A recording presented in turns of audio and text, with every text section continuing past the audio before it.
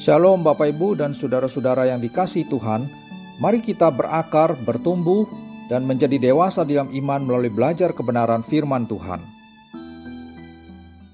Mari kita menyimak cerita berikut ini yang dikutip dari buku karangan Paul Little yang diterjemahkan ke dalam bahasa Indonesia dengan judul Akal dan Kekristenan halaman 8 dan 9. Sekali peristiwa, dua orang penyelidik menemukan sepetak tanah terbuka di hutan rimba. Banyak bunga dan rumput-rumputan yang tumbuh di tanah itu. Seorang di antara penyelidik itu berkata, pasti ada tukang kebun yang memelihara petak tanah ini. Penyelidik yang lain berkata, tidak ada tukang kebun.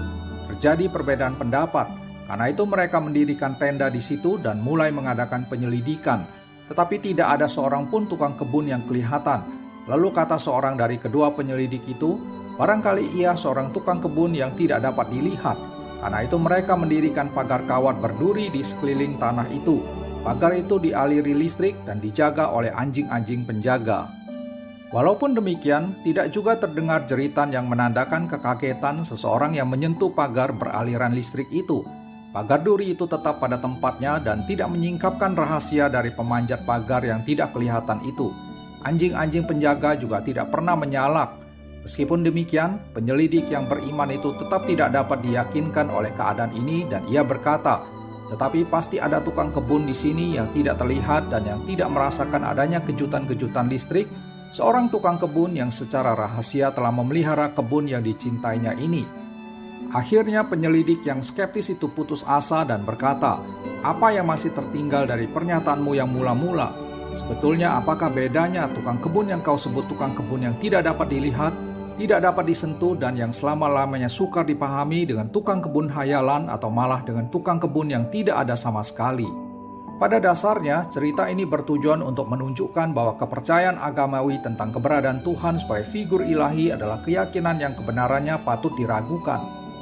Bukankah pengajaran agama di dunia ini menyatakan bahwa Tuhan adalah pribadi yang sangat transenden, nun jauh di sana, bertahta di surga mulia di seberang langit biru?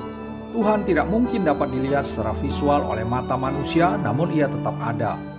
Eksistensi Tuhan jauh melampaui pembuktian menurut jalur pengenalan melalui 5 panca indera manusiawi, yaitu dilihat, diraba, dirasa, dicium, dan didengar.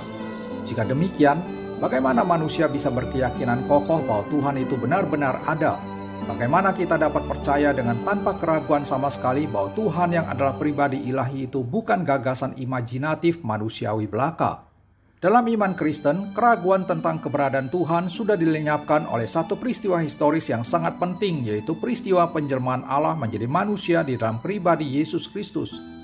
Inkarnasi telah membuat Allah menjadi konkret bagi manusia.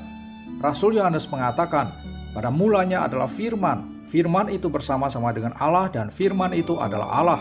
Dan Firman itu telah menjadi manusia dan diam di antara kita. Dan kita telah melihat kemuliaannya, yaitu kemuliaan yang diberikan kepadanya sebagai anak tunggal Bapa, penuh kasih karunia dan kebenaran.